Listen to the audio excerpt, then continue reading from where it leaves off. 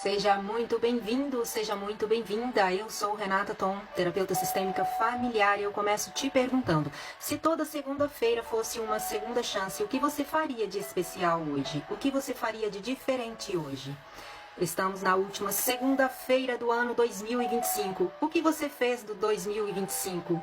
O que você olha para o seu ano de 2025 e pode agradecer?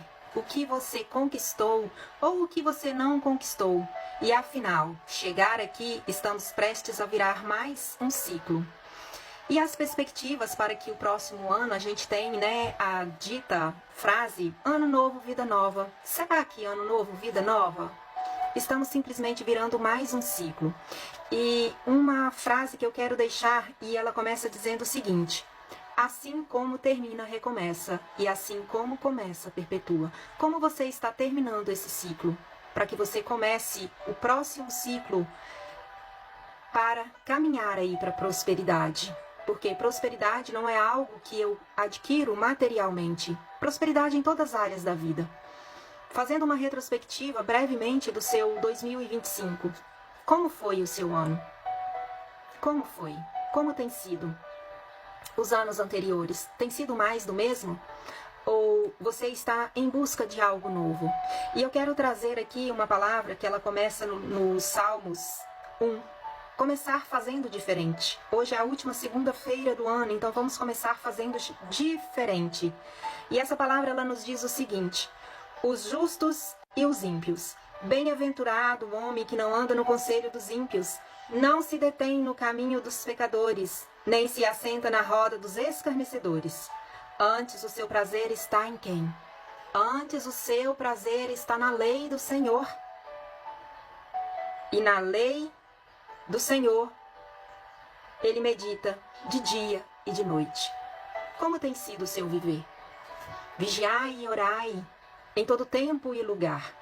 Isso é o que a palavra nos ordena, isso é o que a palavra nos ensina e nos exalta a estar fazendo. Mas, Renata, eu tenho orado tanto, eu tenho buscado tanto, eu não tenho alcançado respostas. Por que será? Todo conflito entre o querer e o realizar revela que há questões que precisam ser olhadas. E uma das questões principais que precisam ser olhadas entre esse conflito do querer, eu quero, eu oro, eu busco, eu clamo, eu peço a Deus. Por que eu não estou alcançando? Porque isso não tem chegado para mim. Tudo que eu quero é amar e ser amado. E até para amar tem sido difícil. Até para ser amada tem sido difícil. Por quê? Antes de amar, é preciso haver ordem. Não basta amar. O amor precisa ser abarcado pela ordem. E o texto continua dizendo o seguinte: ele é como árvore plantada junto à corrente de águas, que no devido tempo dá o seu fruto, e cuja folhagem não murcha. E tudo quanto ele faz é bem-sucedido. Tudo que você tem feito tem sido bem-sucedido? Tudo que você coloca a mão tem prosperado? Ou tem murchado e tem secado?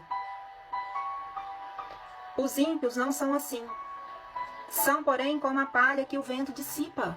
Os ímpios são como a palha que o vento dissipa. O vento dá para a direita, ele vai para a direita. Ele dá para a esquerda, ele vai para a esquerda. Dá para trás, ele cai. Dá para frente, ele vai de cara no chão. É como palha.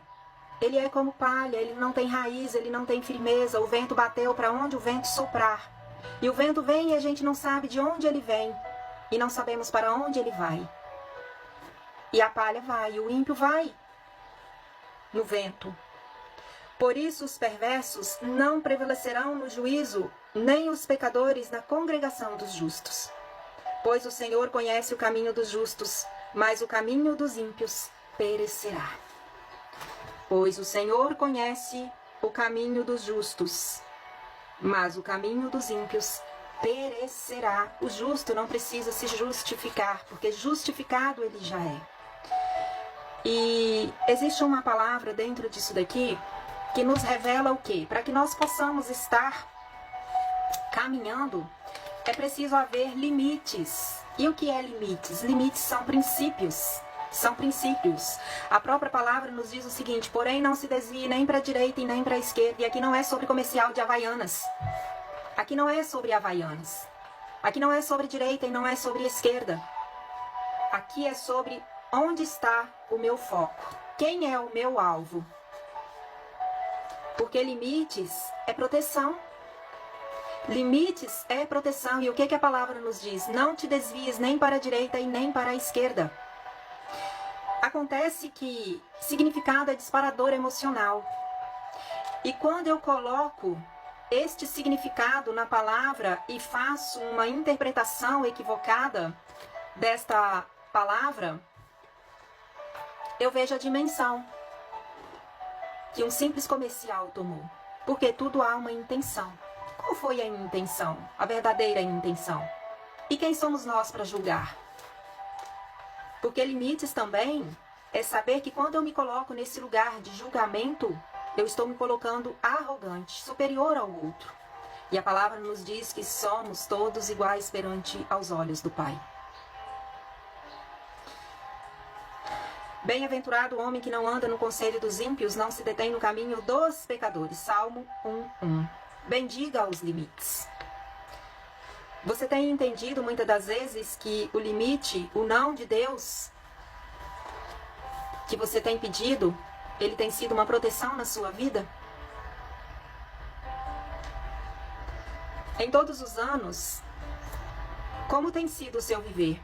Você pode olhar para trás e entender que os nãos que você não alcançou de Deus foram como proteção na sua vida? Porque seguir os preceitos divinos requer tudo de nós. Ah, eu tenho livre-arbítrio. Será que temos livre-arbítrio mesmo? Até que ponto nós temos livre-arbítrio? Porque nós somos muito mais leais do que livres. E quando a gente olha para o livre-arbítrio, eu quero trazer aqui 2 exemplos dentro da palavra. Está no livro de Esther. Quem são essas personagens que eu quero trazer aqui agora? A primeira seria a Vasti. Quem foi a Vasti? Rainha Vasti. Rainha Vasti, ela foi deposta do seu cargo de rainha, porque no momento em que o rei Assuero ordenou que ela estivesse aparecendo, perante os seus súditos, perante ali aquela sociedade em um momento festivo, porque ele queria apresentar-lhes a tua rainha, a beleza da tua rainha, e ela se negou. Ela se negou a comparecer a uma ordem do rei. E quem foi chamado não tem escolha. Quem foi chamado não tem escolha. E por que que ela se negou? Ao primeiro olhar, quando a gente for fazer uma análise mais profunda, nós podemos dizer assim, ela impôs limite. Como assim? Ela simplesmente negou a um pedido do rei, e ela nesse lugar de rainha, ela também tinha autoridade, e ela impôs o seu limite. Dentro da Bíblia não relata, mas estudos mais aprofundados chegaram à conclusão de que como era que ele estava exigindo que ela comparecesse perante todos? Simplesmente com a coroa na cabeça, despida de vestimentas de rainha. E ela se negou. Eu não vou comparecer dessa forma perante ele, porque ele já estava embriagado após vários dias ali de festividades. E isso lhe custou a coroa. Ela foi deposta do seu trono, porque aquilo poderia parecer uma afronta a uma ordenança do rei. E como que as mulheres do reinado iriam se submeter aos teus esposos perante uma postura dessa, de uma rainha? E ela perdeu o seu reinado. Não muito tempo depois, após 3 anos e meio, que ela foi deposta, entra uma nova personagem. O rei viu que prosseguir sozinho não seria bom, E olhando para o texto dentro da história, aparece uma nova personagem, Esther. E Esther, dentro da sua humildade, dentro da sabedoria, instruída ali pelo seu tio Mardoqueu, ela foi vivendo cada etapa, cada processo de estar ali, chegando a esse lugar, ao lugar de rainha, rainha Esther. Aquela menina órfã, simples, humilde, que ocupou esse lugar. E ela também tinha um limite. Ela tinha um limite que ela não poderia comparecer, ninguém poderia comparecer na presença do rei se não fosse convocado por ele. E diante de uma situação bem crítica, a qual o teu povo, os judeus estavam ali passando, Mardoqueu a instruiu, você precisa comparecer ao rei. E ela, como assim? Tem 30 dias que ele não me anuncia. Como que eu vou me achegar a um limite? Se eu ali chegar e ele não se compadecer de mim, eu perderei a minha vida. E aqui há uma diferença desses limites. A primeira rainha Vasti perdeu a sua coroa porque quando ela impôs o seu limite, ela estava olhando para si própria. Eu não vou me prestar a esse favor, a passar por esse vexame de fazer a vontade do meu rei. Ela estava olhando para si, para ela própria. Ao contrário, quando nós olhamos para Esther, mesmo correndo o risco de pôr a tua própria vida nas mãos do rei e perdê-la, ela olhou para o todo. Ela olhou para o nós. Ela olhou para o teu povo, porque existia um propósito maior. Existia um propósito maior. E nesse propósito maior, ela salvou a tua nação, ela salvou a si mesma. E olhando para dentro da história, né, de Vasti e de Esther, uma palavra que define um posicionamento assertivo, porque limites é proteção. E limites claros querem dizer o quê? Vínculos saudáveis. Muitas das vezes nós não conseguimos impor limites nos nossos filhos, nós não conseguimos impor limites, ter limites dentro das relações conjugais, por quê? Aqui existem questões muito mais profundas que muitas das vezes precisam ser olhadas, que seria principalmente dependência e codependência. Hoje está muito na moda dizer que o outro é narcisista, minha mãe é narcisista, meu pai é narcisista, meu esposo é narcisista, minha esposa é narcisista. Nós rotulamos, colocamos rótulos. Assim como na repercussão aí da direita e da esquerda, nós tomamos uma verdade e atribuímos um significado, e esse significado dispara, é um disparador emocional. Limites é proteção. Os limites divinos mantêm você ao alcance das bênçãos de Deus. Ao alcance das bênçãos de Deus. Num dia em que a liberdade pessoal é celebrada como o direito inabalável, falar em conformarmos com o estilo de vida à maneira de Deus é frequentemente visto como uma infração. Nossa, você é tão careta. Você é tão careta, você é boba. Ficar aí pregando uma verdade que muitas das vezes você não vive. Mas quem conhece a verdadeira integridade do coração do homem? Somente Deus. Quem somos nós para julgar? E qualquer um que se posiciona em favor dos limites de Deus é considerado exorbitante.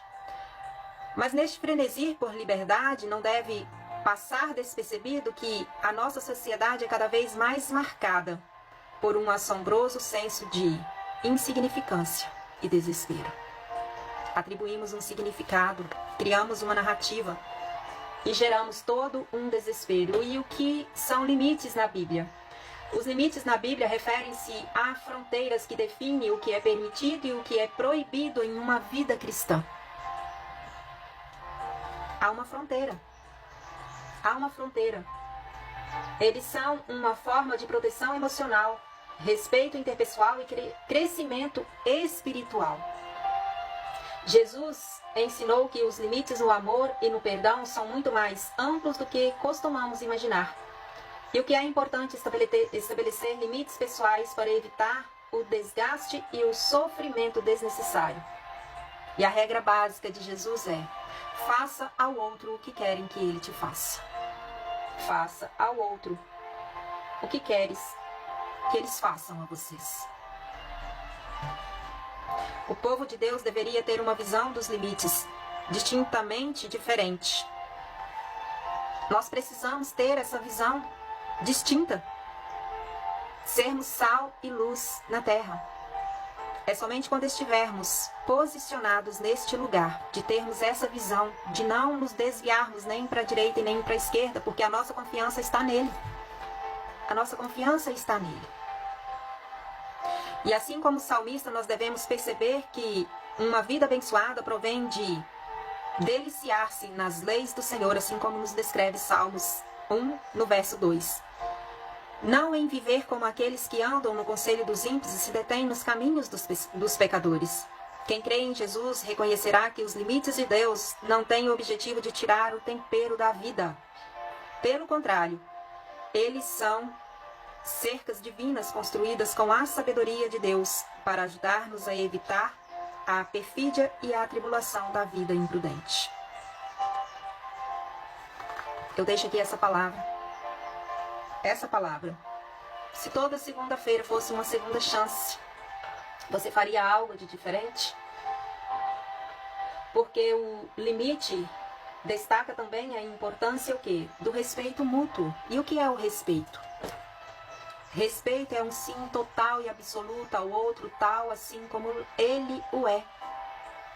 E eu só vou conseguir chegar nesse lugar de respeitar o outro quando eu de fato concordar com o outro como ele é. Sem querer mudá-lo, sem querer moldá-lo à minha própria vontade. Porque muitas das vezes também a gente vai para esse lugar, a gente não concorda com os comportamentos, com a maneira do outro ser, a gente julga, a gente critica e quer mudar o outro. E na maioria das vezes o que nós precisamos fazer é isso aqui, ó. É isso aqui que nós precisamos fazer. Limpar as nossas lentes. Limpar as nossas lentes para começar a mudar em nós o nosso olhar para o outro. Tem uma metáfora que ela diz o seguinte, uma analogia. Um casal todas as manhãs, quando eles chegavam ali no seu ambiente, na cozinha para tomar café, o esposo olhava através da sua vidraça para a varanda da vizinha do lado. E ali ele tecia o comentário. Nossa, será que essa vizinha não aprendeu a lavar roupas? Será que ninguém pôde ensiná-la a lavar roupas? As roupas dela estão lá penduradas no varal, sujas, cheias de manchas, cheias de pintas, cheias de marcas. E dias após dias, isso ia acontecendo. Eles chegavam ali naquela cozinha, ele olhava através da vidraça e tecia o mesmo comentário à sua amada esposa. E passado alguns dias, de repente ele chega ali e ele diz o seguinte: nossa, será que a minha vizinha aprendeu a lavar roupas? As roupas dela hoje estão claras, estão límpidas, estão até brilhando. Será que alguém a ensinou? E a tua esposa humildemente virou para ele e falou: não, meu bem, a vizinha não aprendeu a lavar roupas. Eu limpei a nossa vidraça. Eu limpei os vidros da nossa vidraça. Por isso nós estamos enxergando com maior clareza hoje. Então eu deixo aqui essa palavra. Se fez sentido para você, limites é proteção. Limites são vínculos. Paz é limites. E para que eu alcance esse lugar de paz que excede todo entendimento, limites têm a ver com vínculos. E vínculos curados, vínculos saudáveis, é o que me proporciona aí ter limites claros e estabelecidos. Respeitando o outro assim como ele é e me respeitando também assim como eu sou. A imagem e semelhança do Pai. Beijo no coração. Tenha um excepcional, um extraordinário, maravilhoso dia. Fique com Deus e até breve.